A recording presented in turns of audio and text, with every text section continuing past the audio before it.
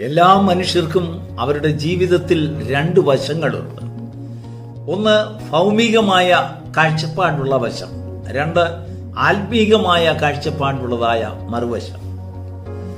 ആത്മീകമായ ജീവിതത്തിൽ എന്നതുപോലെ തന്നെ ഭൗമികമായ ജീവിതത്തിലും മനുഷ്യൻ അഭിവൃദ്ധി ആവശ്യപ്പെടുന്നു, ആഗ്രഹിക്കുന്നു, അവൻ മോഹിക്കുന്നു. അതിനായിട്ട് അവന്റെ ജീവിതം ചെലവഴിക്കുകയാണ്. ഇന്നത്തേതിനേക്കാൾ കൂടുതൽ അല്ലെങ്കിൽ നല്ലതായിട്ടുള്ള ഒരു ജീവനം അവൻ നാളെയും അനുഗ്രഹത്തോടെ സമൃദ്ധിയോടെ ചെയ്യുവാൻ ആഗ്രഹിക്കുന്നു. അവന്റെ ജീവിതത്തിലെ സ്വപ്നങ്ങളെല്ലാം അങ്ങനെയുള്ളതാണ്. അവന്റെ കുഞ്ഞുങ്ങൾക്ക് വേണ്ടി, അവന്റെ തലമുറകൾക്ക് വേണ്ടി ചരിതിച്ചു വയ്ക്കുവാനും ഈ ലോകത്തിൽ പ്രസിദ്ധി നേടുവാനും ലോകത്തിൽ അവന്റെ ആഗ്രഹങ്ങളൊക്കെ സാധിക്കുവാനും അവൻ നെട്ടോട്ടം ഓടുന്നുണ്ട്.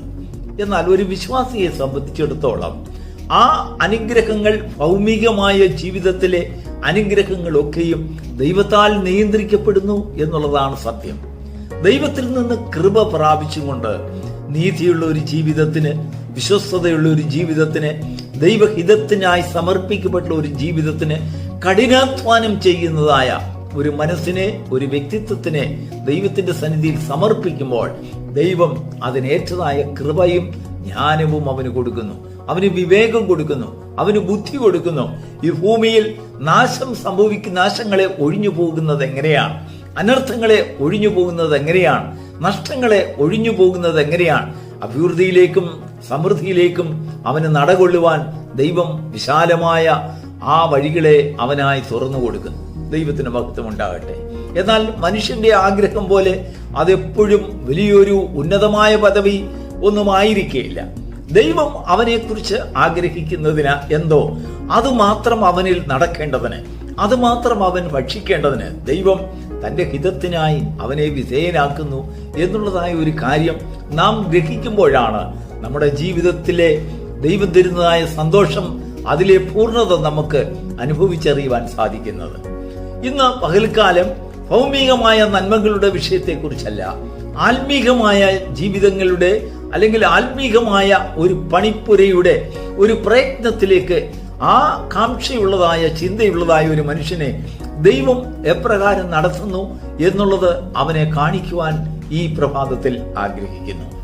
നോക്കൂ, നമ്മുടെ ഭൗമികമായ ജീവിതത്തിലും ആത്മീകമായ ജീവിതത്തിലും നമ്മുടെ മുൻപിൽ പോരാട്ടങ്ങളുണ്ട്, എതിർപ്പുകളുണ്ട്, എതിരാളികളുണ്ട്. നമ്മുടെ മുൻപിൽ നമുക്ക് കടന്നുകൂടുവാൻ കഴിയാത്തതായ മഹാപർവ്വതങ്ങളും കുന്നുകളും മലകളും നമ്മുടെ മുൻപിലുണ്ട്.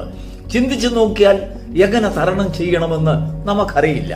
പക്ഷേ എങ്കിൽ ദൈവം അതിന്മേൽ തരണം ചെയ്യിക്കുവാനുള്ളതായ കൃപ നമുക്ക് തരുമ്പോൾ അതിനെ കടക്കുവാൻ തക്കണം, കടന്നുകൂടുവാൻ, കടന്നു പോകുവാൻ, കയറുവാനും അതിന്മേലുള്ളത് ജയത്തെ നമുക്ക് പ്രാപിക്കുവാനും ദൈവം നമുക്ക് സഹായിക്കുന്നു. ആത്മീകമായ കെട്ടിപ്പടുക്കൽ ഭൗമികമായ കെട്ടുകളെക്കാളിലും വളരെ വ്യത്യസ്തമാണ്. ഭൗമികമായ ജീവിതത്തിന്റെ കെട്ടുപണികൾക്ക് സമർപ്പണമുള്ളതായ ഒരു കഠിനാധ്വാന ജീവിതം ദൈവത്തിന്റെ സന്നിധിയിൽ ദൈവം ആഗ്രഹിക്കുന്നു എങ്കിൽ, നീതിയുള്ള ഒരു ജീവിതവും വിശ്വസ്തതയുള്ള ഒരു മനസ്സൊരുക്കവും ദൈവം അതിന്മേൽ നമ്മിൽ നിന്ന് പ്രതീക്ഷിക്കുന്നുവെങ്കിൽ, ആത്മീകമായ കെട്ടിപ്പടുക്കലിന് വളരെ വ്യത്യസ്തമായ ഒരു അനുഭവമാണ് ദൈവം ദാനം ചെയ്യുന്നത്. നോക്കൂ, സക്രിയ പ്രവചനം 4-ാം അധ്യായത്തിന്റെ 6-ാം വാക്യത്തിലേക്ക് നമ്മൾ കടന്നു വരുമ്പോൾ സക്രിയ പ്രവാചകനോട് ദൈവം ചില അരുളപ്പാടുകൾ കൊടുക്കുകയാണ്. തന്നെ ചില കാഴ്ചകൾ കാണിച്ചു, ചില ദർശനങ്ങൾ തന്നെ കാണിച്ചതിന് ശേഷം പ്രവാചകൻ ദൂതനോട് ചോദിച്ചു, കർത്താവേ, ഞാൻ ഈ കാണുന്നതായ ഒലിവ് മരങ്ങളുടെയും മറ്റു പല ദർശനങ്ങളുടെയും അർത്ഥമെന്താ? എങ്ങനെയാണ് ഞാൻ അതിനെ ഗ്രഹിക്കേണ്ടത്? ഞാൻ അതിൽ നിന്ന് എന്ത് മനസ്സിലാക്കണം? ദൂതൻ സക്രിയ പ്രവാചകന് കൊടുക്കുന്ന ഒരു മറുപടി 4-ാം സക്രിയ പ്രവചനം 4-ാം അധ്യായത്തിന്റെ 6-ാം വാക്യത്തിൽ നമുക്ക് കാണുവാൻ കഴിയും. അതിന് പിൻപോട്ടുള്ളതായ വാക്യങ്ങൾ വായിച്ചു നോക്കിയാൽ ദൂതൻ സക്രിയാവിനോട് പറയുകയാണ്, സെരൂബാബേലിന്റെ മുൻപിൽ നിൽക്കുന്ന മഹാപർവ്വതമേ, നീ സമഭൂമിയായി തീരും. അതിനുശേഷം ദൂതൻ സംസാരിക്കുന്നു, സെരൂബാബേലിനോട് പറയുകയാണ്, സെരൂബാബേലിനോടുള്ളതായ ദൈവത്തിന്റെ പ്രവചനങ്ങളാണ്, സന്ദേശങ്ങളാണ് നീ ദർശനങ്ങളായി കാണുന്നത്. അത് അവനോടുള്ള ഒരു സന്ദേശമാണ്. എന്താണ് ആ സന്ദേശം എന്നറിയാമോ? സൈന്യത്താലല്ല, ശക്തിയാലല്ല, ദൈവത്തിന്റെ ആത്മാവിനാലത്രേ. സെരൂബാബേൽ ദൈവത്തിന്റെ ആലയം, ഒരു ആത്മീക ഗ്രഹം കെട്ടിപ്പടുക്കുവാൻ, ഒരു ആത്മീകമായ വളർച്ച, അല്ലെങ്കിൽ ആത്മീകമായ ഉയർച്ച അവൻ ആഗ്രഹിച്ചപ്പോൾ അവന്റെ മുൻപിൽ തടസ്സങ്ങൾ ധാരാളം ഉണ്ടായി. ദൈവത്തിന് വേണ്ടി പണിയുന്നതായ പണിയുടെ പൂർത്തീകരണം തന്നാൽ സാധിക്കുമോ എന്നറിയാതെ താൻ വൈഷമ്യത്തിലായ ഘട്ടങ്ങളുണ്ട്. എങ്ങനെയാണ് ആ മഹാപർവ്വതങ്ങളെ മറികടക്കുക?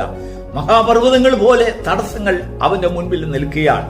ദൈവത്തിന്റെ ആത്മാവ് അവനോട് പറയുന്നതായ ഒരു സത്യം, സെരുബാബേലേ, എന്റെ പണിക്ക് എന്റെ പ്രയത്നമാണ് ആവശ്യം, നിന്റെ സമർപ്പണമാണ് എനിക്ക് ആവശ്യമായിട്ടുള്ളത്. ഇവിടെ നിന്റെ വിശുദ്ധി, നിന്റെ മനസ്സൊരുക്കം, അതിനുവേണ്ടിയുള്ളതായ നിന്റെ വഴികളെ എന്റെ കയ്യിൽ തരുമ്പോൾ, നിന്റെ ചിന്തയെ എന്റെ കയ്യിൽ തരുമ്പോൾ, എന്റെ ആലയത്തിന് പണി ഞാനാണ് ചെയ്യുന്നത്. അത് സൈന്യത്താലല്ല, ശക്തിയാലല്ല, നീ ചിന്തിക്കുന്നത് പോലെ 4 പേരോ അല്ലെങ്കിൽ 100 പേരോ 1000 പേരോ സൈന്യങ്ങളോ ചെന്ന് ആ തടസ്സങ്ങളെ നീക്കുവാനല്ല, ആ പർവ്വതങ്ങളെ സമഭൂമിയാക്കുവാൻ നിന്നെ കൊണ്ട് സാധിക്കുകയില്ല. എന്റെ പ്രവൃത്തിക്ക് വേണ്ടി ചെയ്യുന്നത് എന്റെ ആലയത്തിന്റെ ആ ആണിക്കല്ലുകളൊക്കെയും അടിസ്ഥാനമൊക്കെയും ഇടുന്നത് എന്റെ ആത്മാവിന്റെ ജോലിയാണ്. ദൈവത്തിന് സ്തോത്രം. നിന്റെ മുൻപിൽ നിൽക്കുന്ന മഹാപർവ്വതത്തെ നോക്കി നീ മനസ്താപപ്പെടുന്നുണ്ടോ? നീ വിചാരപ്പെടുന്നുണ്ടോ? ആര് നിനക്ക് വേണ്ടി കല്ലിനെ മാറ്റിക്കളയുമെന്നും ആര് നിനക്ക് വേണ്ടി പ്രയത്നിക്കുമെന്നും സഹായിക്കുമെന്നും ഒക്കെ നീ ചിന്തിക്കുന്നുണ്ടോ? എങ്കിൽ നിന്റെ കാഴ്ചപ്പാടും നിന്റെ ആഗ്രഹവും ഒരു ആത്മീയ ഗ്രഹത്തിന് വേണ്ടിയുള്ളതായ ഒരു കെട്ടിപ്പടുക്കലിന്റെ ചിന്തയാണ്, ഭാരമാണെങ്കിൽ ഭാരപ്പെടേണ്ട.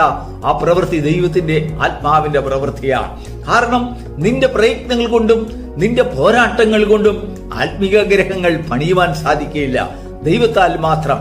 എന്നാൽ നിന്റെ മനസ്സൊരുക്ക അതിന്മേലുള്ളതായ നിന്റെ ഒരു ആഗ്രഹവും ഒരു സമർപ്പണമായിട്ടുള്ള ഒരു ജീവിതവും ദൈവം കാണുമ്പോൾ, ദൈവം അതിന് നിന്നെ ആതിഥേയത്വം വഹിക്കുവാൻ അല്ലെങ്കിൽ അതിന് നിന്നെ മുഖാന്തരമാക്കുവാൻ തക്കവണ്ണം ദൈവം നിന്നെ കരങ്ങളിലെടുത്ത് ഉപയോഗിക്കും എന്നുള്ളത് സത്യമാണ്. പക്ഷെങ്കിൽ പ്രവൃത്തി യഹോവയ്ക്കുള്ളതാണ്. കർത്താവ് പറയാൻ ദൈവത്തിന്റെ ആത്മാവ് ആ ദൂതനിൽ കൂടെ സക്കറിയ പ്രവാചകനോട് പറയാണ്, സെരുബാബേലിന്റെ മുൻപിൽ നിൽക്കുന്ന മഹാപർവ്വതമേ, നീ സമഭൂമിയായി തീരും. ദൈവത്തിന് സ്തോത്രം. കൃപ കൃപ എന്ന പേരോടുകൂടെ എന്റെ ആലയത്തിന് ആണിക്കല്ല് കയറ്റും. ഒരു ശത്രുക്കൾക്ക് തൊടുവാൻ കഴിയില്ല. പ്രിയപ്പെട്ട ദൈവത്തിന്റെ മക്കളെ, നമ്മുടെ ജീവിതത്തിൽ ഭൗമികമായ ജീവിതത്തിലെ അനുഗ്രഹത്തെക്കാൾ അതിന്റെ അങ്ങേപ്പുറം അതിനുവേണ്ടി നമ്മൾ പ്രയത്നിക്കുമ്പോൾ ധാരാളം പ്രതികൂലങ്ങളെയും പ്രതിസന്ധികളെയും നമുക്ക് തരണം ചെയ്യേണ്ടതായിട്ടുണ്ട്. അതിന് ദൈവത്തിൽ നിന്ന് കൃപയും ജ്ഞാനവും വിവേകവും പ്രാപിച്ചുകൊണ്ട് നീതിപൂർണമായ ഒരു ജീവിതം ദൈവത്തിന്റെ സന്നിധിയിൽ നാം കൊണ്ടാടുമ്പോൾ അതൊക്കെയും പ്രാപിക്കുവാൻ ദൈവം നമ്മെ ഇടയാക്കുന്ന, നമ്മെ ശക്തീകരിക്കുന്നു. നമ്മുടെ മുൻപിൽ ആ നന്മകളെയൊക്കെയും തന്റെ ഹിതമാവണ്ണം ദൈവം നമുക്ക് നൽകി തരുന്നു.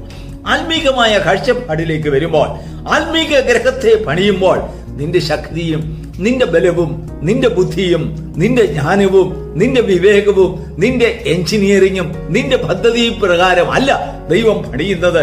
ദൈവത്തിന്റെ ആലയം, ദൈവത്തിന്റെ ഹിതമാവണ്ണം ആണിക്കല്ല് കയറ്റുന്നതൊക്കെയും ദൈവത്തിന്റെ കൃപയാലാണ്. അതാണ് സെരുബാബേലിനോട് പറയുന്നത്, സെരുബാബേലേ, നീ ഇത് മനസ്സിലാക്കുക, സൈന്യത്താലല്ല, ശക്തിയാലല്ല, ഒരു സൈന്യത്തിന്റെ ബലം കൊണ്ടോ അല്ലെങ്കിൽ ആൾബലം കൊണ്ടോ ജ്ഞാനം കൊണ്ടോ നിന്റെ സമ്പത്ത് കൊണ്ടോ പണിയുവാൻ കഴിയാത്തതായ ഒരു ആലയമാണ് നീ ഉദ്ദേശിക്കുന്നത്. അതിന് നിന്റെ പ്രയത്നമല്ല, നിന്റെ സമർപ്പണമാണ് ആവശ്യം. അങ്ങനെ നീ സമർപ്പിക്കുമ്പോൾ നിന്റെ മുൻപിൽ നിൽക്കുന്നതായ മഹാപർവ്വതങ്ങൾ സമഭൂമിയായി തീരും.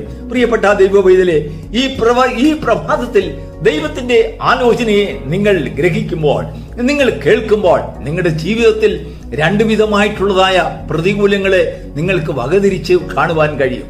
ഒന്ന്, നിങ്ങളുടെ ഭൗമികമായ ജീവിതത്തിലെ എതിർപ്പുകളെ. 2, ആത്മീകമായ ജീവിതത്തിലെ എതിർപ്പുകളെ.